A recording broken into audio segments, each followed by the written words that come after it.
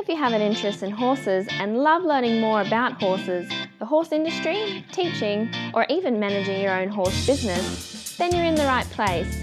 We would love you to join us on our mission, which is to improve the lives of horses around the world through the education of riders, handlers, and trainers. So get comfortable, listen in, and enjoy. Lauren Crocker's our guest on Horse Chats today, and Lauren's from Saddled Souls.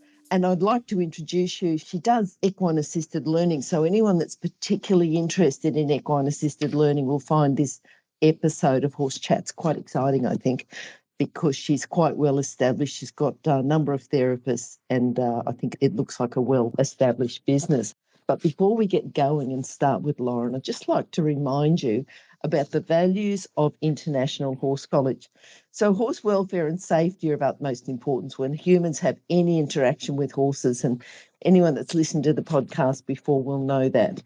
And that's why at International Horse College, within the courses, we only utilise methods that promote safe and humane ways of interaction between horses and humans. And we only support safe methods of educating riders, handlers and trainers in all the courses. Have a look at internationalhorsecollege.com, registered training organisation 31352. Now, Lauren, are you there, Lauren? Yes, ma'am.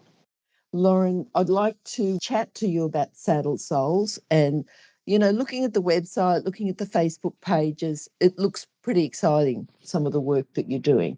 And if people would like to look for Lauren's website, it is a Wix site, so it might be just that little bit harder.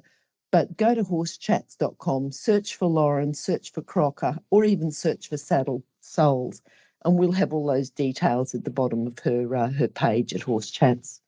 Now, Lauren, normally I ask people what their favourite quote is. So do you have a favourite quote that you'd like to tell us about? I do. And it is, don't take advice from someone that you wouldn't want to trade lives with. That's interesting because it's one that's a little different from what I've heard before. You know, we often say don't take investment advice, say, from someone who's not a millionaire and well established in their financial means. So don't take investment advice from them. But what you're saying is it's not just about that they've done it, it's their lives, so their values and everything else. Yes, morals, integrity, respect, accountability, responsibility, things that I guess build your character. Yeah. I like asking for the quotes. I think it starts to tell us a bit more about you before we keep listening.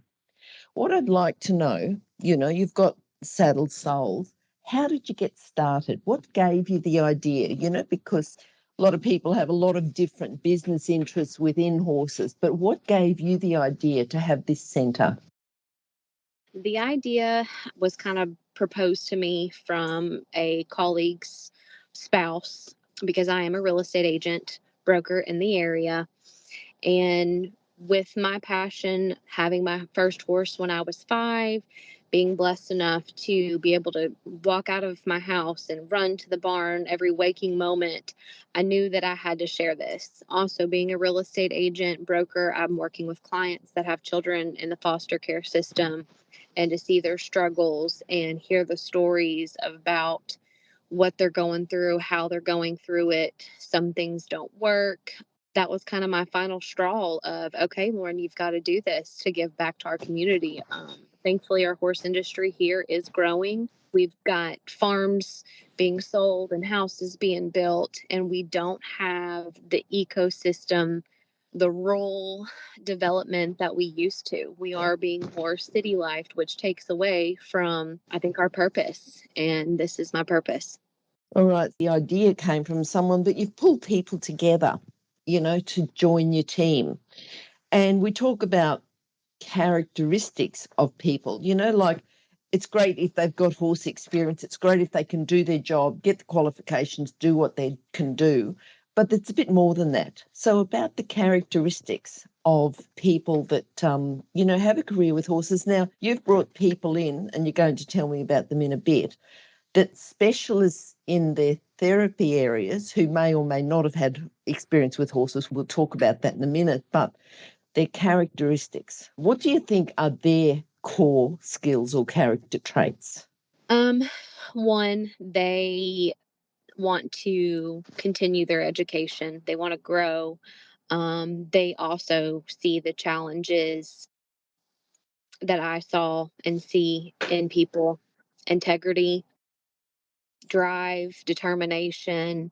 I have them as young as 20 and up into closer to my age, in the 30s and 40s, Hmm. that are also just looking for a change of scenery. They've been in the business a really long time because they're driven, because they're scientifically based. Um, and being good at what they do. This is a manipulation of movement. We use the horses to manipulate the movement of the children. Yeah. And so they definitely have to be passionate about their job. And now I'd like you to tell me a bit about the people, and I'm not sure if you have different people working with horses, but is there any difference between the people working with horses, and I'm thinking characteristics, type of, personalities, even though they're probably working together. Do you see any difference there? Oh, yes. I see a lot. I've got my group of outgoing, and then I have my group that are like, just leave me to the horses. So we've got, introverts, shyness, we've got, um, but we all have the same purpose. And I think that is the biggest characteristic I can say that brings us together is the integrity, the morals, the purpose. Okay. Yeah, yeah. Tell us a little bit about then.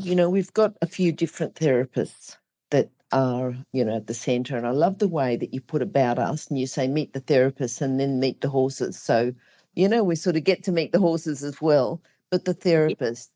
Tell us if someone wants to be a therapist and work at a horse centre, because majority of our listeners, all of our listeners, I presume, are horse orientated, not therapy orientated. So, say someone has got a background in horses and they're safe around the horses and they enjoy teaching the people and working with the public.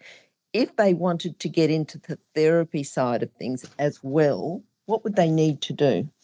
They would need to have their doctorate to be able to perform an intake and an outtake, or they can go to tech school and be able to perform the sessions. Mhm. You do have to have medical background.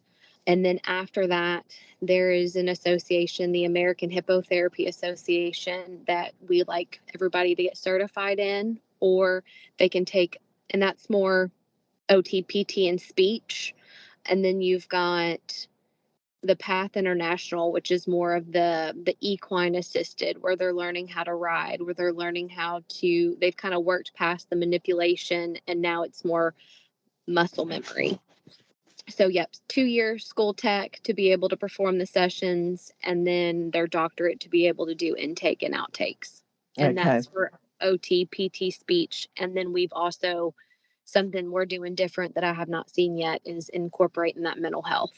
Okay. Because every country is going to be different. But if you're not in America, if you're not in the States now, then I would recommend that you contact within your country to get the legal requirements of doing therapy. Yes, absolutely, because everywhere is different. Absolutely. Yep, yep. Stop. I need to interrupt this chat for a hot off the press notification. That is, that the latest version of the book, 101 Careers in the Horse Industry, is now available, and the best news is that it's a free download. So if you work in the horse industry, if you have a plan to work in the horse industry and have a career in the horse industry, or if you know someone who plans to have a career in this fabulous industry, then this is an essential book for you to read now and then keep as a reference as you progress through your career. With over 100 jobs to choose from, you'll probably find at least one that you'd happily do without being paid. So simply go to internationalhorsecollege.com, scroll down to the bottom of the page and click on the 101 Careers in the Horse Industry button to receive your free career book. Imagine, maybe one day you could be a guest on Horse Chats. Now, other people who've influenced you and helped you, thinking back, because you told me a story, you got your first pony when you were 5. Yes. Okay, so just think about people who've influenced you and just helped you through, or, is there one person in particular that you think has really influenced you with horses? I've honestly had the passion for horses since I was a little girl. I didn't play with Barbies or anything, but I was very lucky to have my grandfather purchase the horses, and then he continued. He'd go to an auction and bring 4 or 5 home. So he helped with the expense. But then as I got older, I met my best friend Samantha, and then she got her first horse.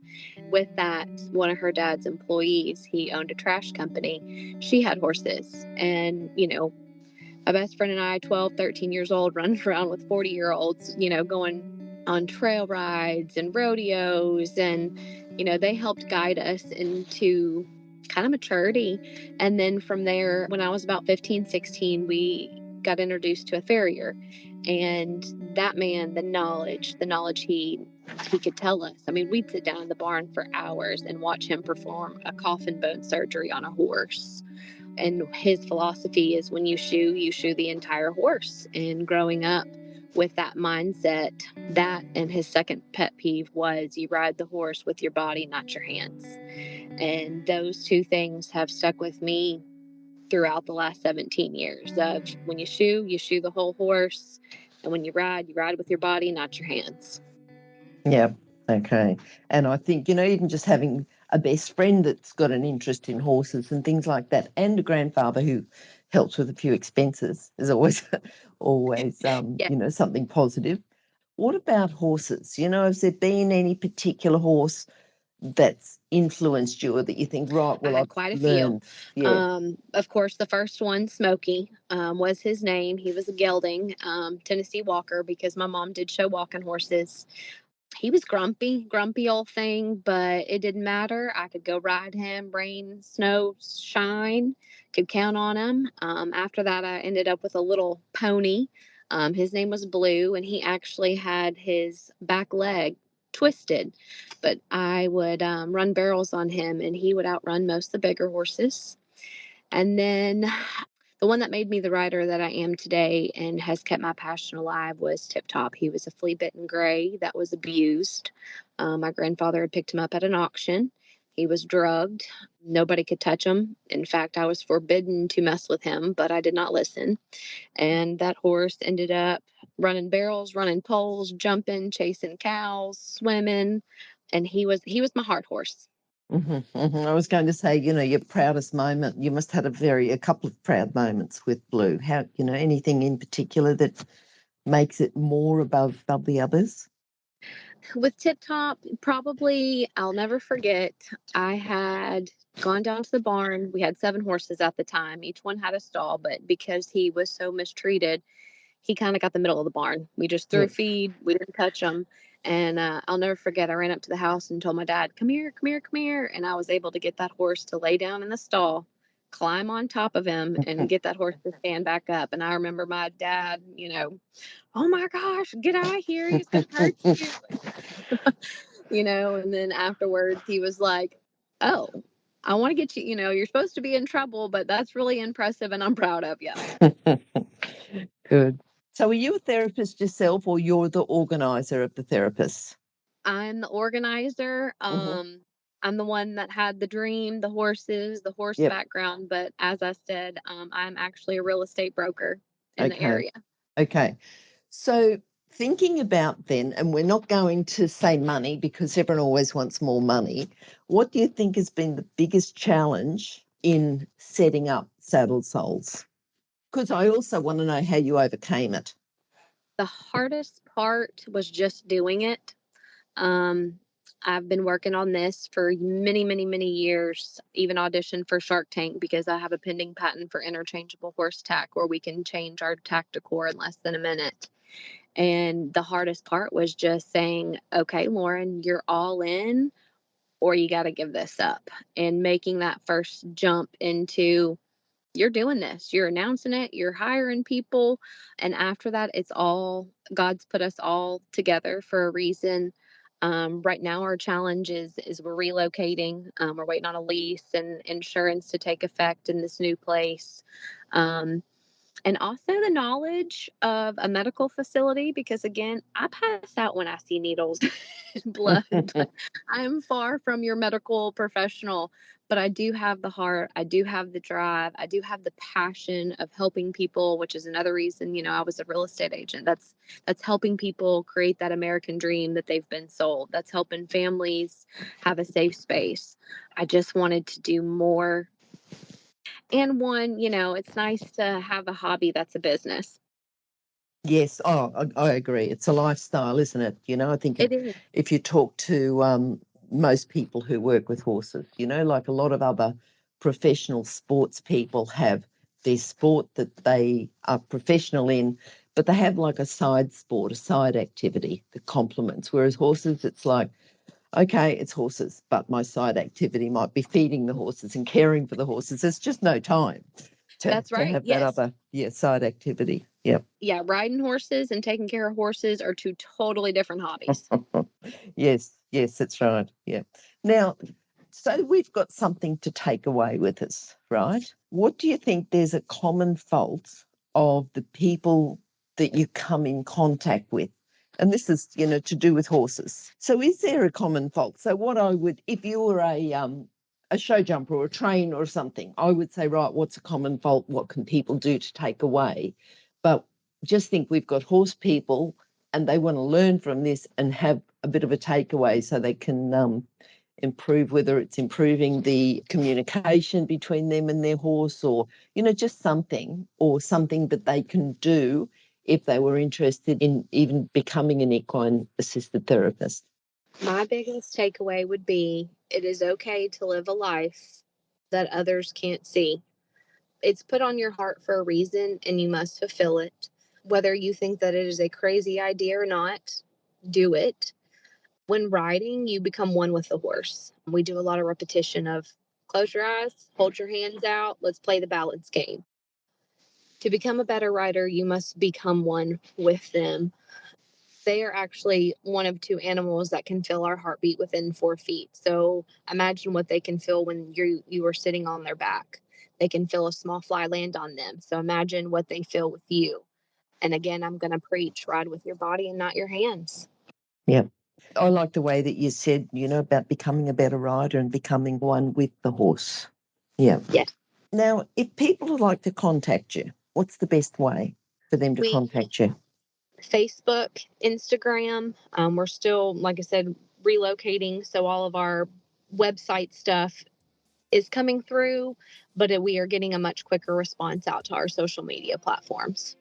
Okay. As I said, those details will be on Horse Chat. So just go to horsechats.com, search for Lauren, search for Crocker, or search for Saddled Souls, and you'll find Lauren's page and all those details will be on there. So thanks again, Lauren, for coming. And yes, we'd love to have another chat when you're in your new facility and just give us an update on how things are going. That'd be great.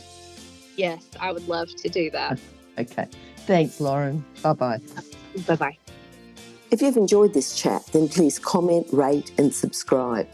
If you'd like any changes or recommendations for guests, then please contact us through horsechats.com. And while you're online, have a look at the government-accredited courses at internationalhorsecollege.com. Registered Training Organisation 31352.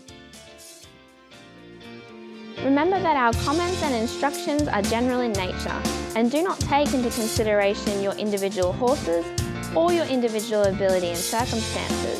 If you enjoyed this podcast, then please leave your comment below.